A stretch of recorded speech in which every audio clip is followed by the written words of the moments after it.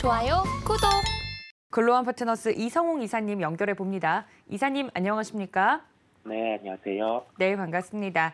간밤에 뉴욕 증시 빅 이벤트들을 앞두고 상승 마감을 했습니다. 자세하게 주요 업종별 흐름을 체크해 주신다고요?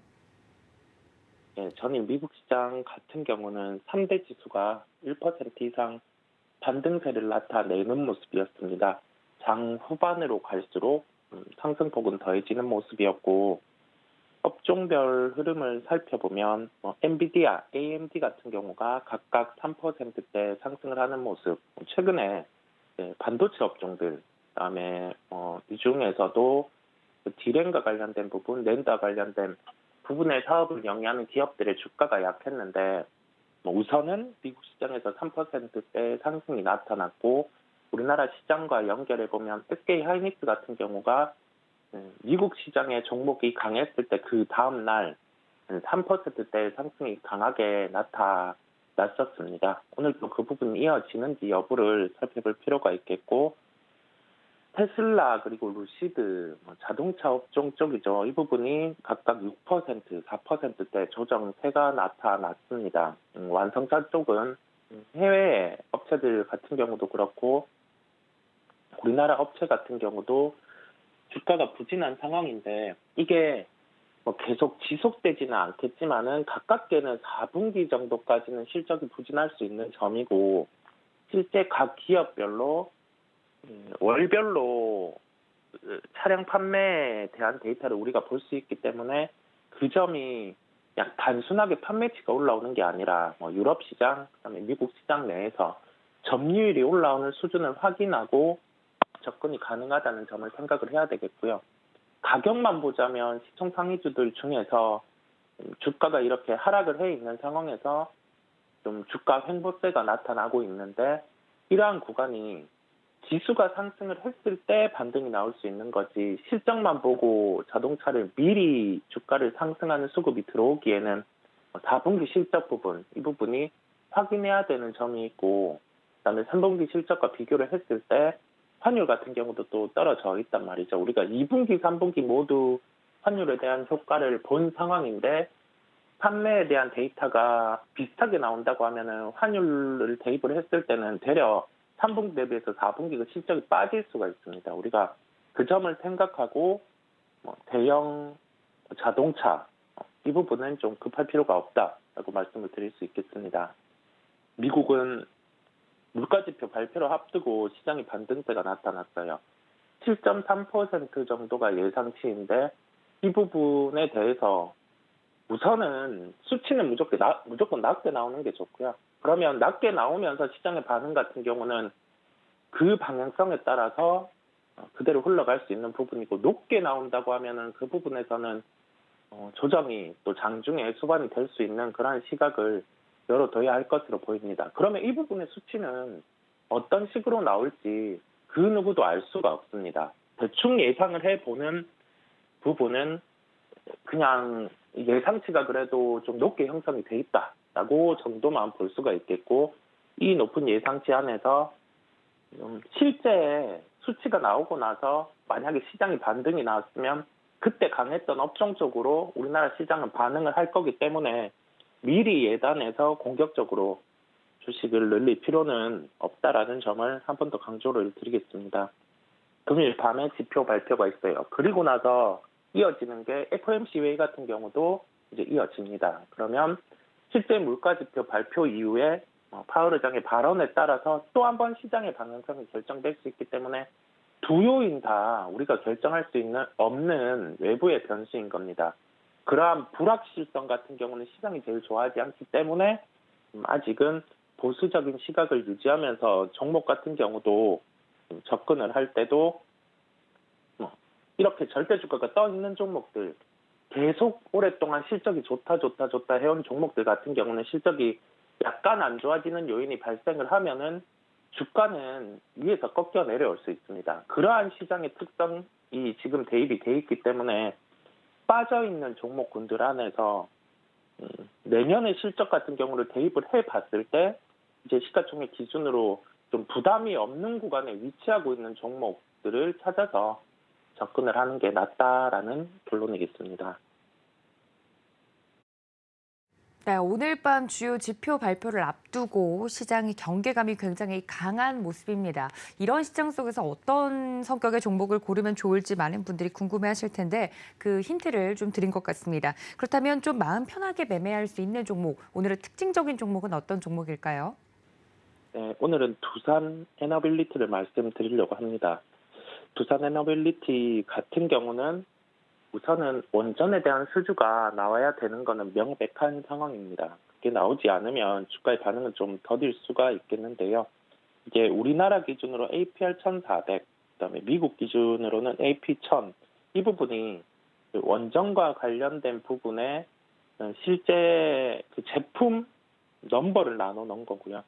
이 넘버 같은 경우를 나눠서 이렇게 각 국가 제품별로 명시를 해 놓는 이유는 글로벌 단에서 미국 업체의 승인도 필요한 부분이 있고, 그다음에 이 승인이 통과해야지 실제 수주가 나갈 수 있는 부분도 존재를 하기 때문에 이러한 부분의 명시, 그다음에 구분을 해 놨습니다.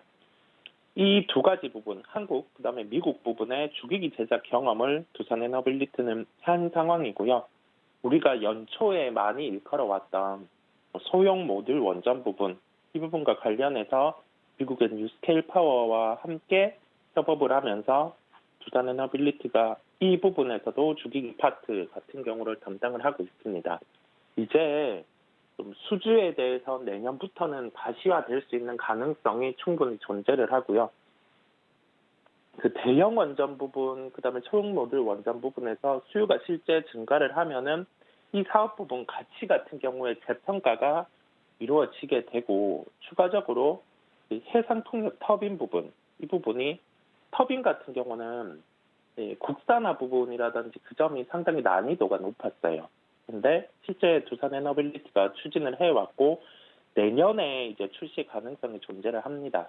우선 뭐 저풍속 지역에서 이 터빈 같은 경우가 길이가 좀 이렇게 길게 제작이 돼야 되는데, 저풍속 지역에서 긴 터빈 같은 경우를 활용할 수 있는 그러한 부분에 대해서 모델이 이제는 출시를 할 수 있기 때문에 내년에는 이제 해상풍력 터빈의 수주까지 함께 더해질 수 있을 것으로 보입니다. 이러한 사업의 체력을 바탕으로 해서 전 내년에 이제 영업이익 체력이 한 1조 원대 정도까지 올라오게 돼요.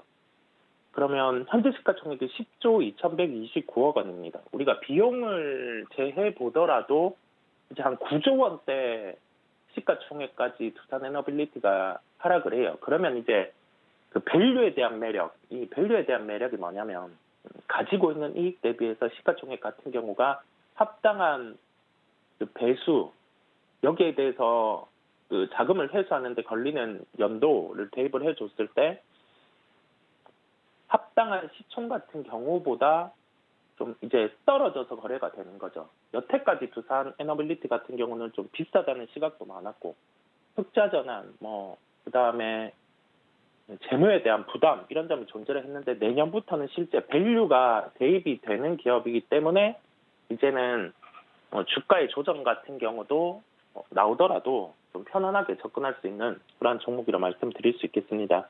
키포인트는 원전이든 터빈 부분이든 수주가 나와야 된다는 점이고요. 지금 구간부터는 어떤 수주가 나오든 주가 반응은 강할 수 있음을 우리는 생각을 해야 되겠습니다. 왜 강할 수 있냐라고 하면은 주가 같은 경우가 내년에 예상 실적 대입에서 시가총액이 그 정도로 붙어 있기 때문이고요. 그 수주가 더해지면 그만큼의 이익 같은 경우가 몇 년을 나눠서지만은 더해지게 돼요. 그러면 예상이익이 실제 시장의 예상치보다 더 올라가게 되면서 시가총액의 목표 같은 경우도 같이 올라가게 되는 그러한 구조라는 점을 쉽게 이해를 하시면 되겠습니다. 가격 같은 경우는 15,600원대 접근 가능하다는 결론이겠습니다. 네, 최근 시장 동향과 더불어서 오늘의 특징적인 종목 두산 에너빌리티 자세하게 설명드렸습니다. 가격 접근이 가능한 선 15,600원대 이야기해드렸으니까 이 점까지 챙겨가 주시면 좋을 것 같고요. 다음 이슈로 넘어가 보도록 하겠습니다. 이사님, 저희가 12월이 3주가량 남았습니다. 정말 올해도 얼마 남지 않았는데 시장에서 저희가 주목할 점, 이 시기에 맞는 점들 정리를 해주신다고요? 네, 아무래도 시장 한번 짚고 가봐야 할 것으로 보이고 반짝 개별주들이 강하기는 했어요. 그런데 지수는 또 조정이 나온 상황이고 올해 장은 좀 강하게 반등이 나왔다라고 하는 구간도 없었던 상당히 난이도가 높은 장이 현재까지는 지속이 되는 모습이었습니다. 이제 한 3주 정도의 시장이 남아 있는데 가장 주목이 되는 부분은 물론 뭐 미국의 물가 지표도 있겠지만은 금리의 방향성을 결정하는 FOMC 회의도 있겠지만 우리나라 내부적으로는 15일에 이제 금투세 부분, 그다음에 양도세 부분이 확정되는 게 중요합니다.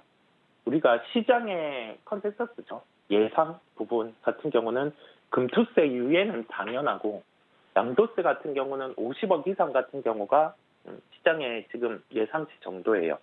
근데 당연히 금투세는 유예된다는 시각이고 이게 유예됐다 해서 시장이 무조건 반등이 나오는 게 아니라 양도세 같은 경우가 만약에 50억 이하로 극단적으로 한 10억 정도 이 정도 나오면은 12월 시장 개별주들은 주가가 떠 있는 건 또 조정이 나올 수 있습니다. 우리가 그 점을 염두에 둬야 되겠고 15일 기준으로 당연히 금투세는 유예된다는 시각에다가 양도세가 어떻게 결정되는지 여부를 주목을 할 필요가 있다는 점을 강조를 드립니다. 그리고 시장의 이 부분은 수급에 영향을 미치는 요소가 명백합니다. 그 점을 생각하고 만약에 이게 양도세 같은 경우가 30억, 10억 이렇게 극단적으로 10억까지 결정이 되면은 그때는 주가가 이렇게 떠 있는 개별주 같은 경우는 좀 매도를 하고 대응을 할 필요가 있다는 점을 강조드리겠습니다. 네, 정말 올해가 얼마 남지 않은 상황에서 시장 중간 점검을 해봤습니다. 그렇다면 대표님, 저희가 오늘 마지막으로 살펴볼 만한 특징적인 종목은 뭘까요? 네, 종목은 삼강 MNT를 말씀드리도록 하겠습니다. 최근에 풍력과 관련된 종목 같은 경우는 주가의 방향이 정해지면 강하게 움직이는데 또 쉬어갈 때는 상당히 주가가 움직이지 않습니다. 1등주는 CS 윈드고요. 이 CS 윈드 같은 경우는 해상풍력과 관련된 수주가 나오고 주가가 강했었어요. 그런데 삼강 MNT 같은 경우는 아직 해상풍력과 관련된 수주가 안 나오다 보니까 주가는 빠지는 건 아닌데 그렇다고 반등 또한 강하지 않는 좀 비탄력적인 모습을 보여주는 상황입니다. 당연히 시장에서는 수주를 기다리고 있는 거겠고요. 3분기 실적은 나온 지가 좀 됐는데 이 부분은 그냥 예상치 정도의 실적이 나왔어요. 일회성 비용이 빠진 부분이 있기는 한데 이 부분은 퇴직금 부분 빠지는 요인이 있다 보니까 나간 거고요. 그 실제 해상풍력 부분에 대한 사업이 비중이 70%대를 차지하기 때문에 4분기, 내년 1분기 이 구간으로 봐서는 실적 개선이 나타날 가능성이 높습니다. 들어오는 수주만큼 이제 실제 이익이 잡혀가는 그러한 고마진 사업 구조가 형성되어 있기 때문에 그렇게 말씀을 드릴 수 있겠고요. 미국, 그다음에 대만, 일본 같은 경우 부유식 해상풍력을 도입한다는 그 부분을 공표했기 때문에 삼강 MNT 같은 경우는 수주가 나오는 걸 기다리는 구간 안에서 각 국가별로 수주에 대해서 실제 발생 가능한 구간까지 왔다라는 점에서 살펴봐야 되는 구간이라는 결론을 짓도록 하겠습니다. 그 해상풍력 부분이 한 번의 수주가 나오게 되면 좀 연속해서 나오는 경향이 있고요. 구체적으로 한 2030년까지 연평균으로 25%대의 성장이 나타날 것으로 보여요. 우리가 일반적으로 한 가지 사업이 연평균 20% 이상의 성장이 나타나는 사업 같은 경우에 그 시장 점유율을 상위권으로 가지고 있는 기업 같은 경우는 주가 같은 경우가 이 사업의 성장 이상만큼 언제나 연간으로 상승이 가능한 그런 이론적인 점이 있기 때문에 지속적으로 관심을 가지고 살펴봐야 한다는 점을 한 번 더 강조를 드리겠고요. 내년 예상 영업이익이 920억 원대인데 현재 시가총액은 1조 1,978억 원입니다. 시가총액에 대한 부담도 없는 구간이기 때문에 우리가 관심을 가지고 살펴보자라는 결론입니다. 가격 접근은 21,900원대 접근 가능하다라는 결론이겠습니다. 좋아요, 구독!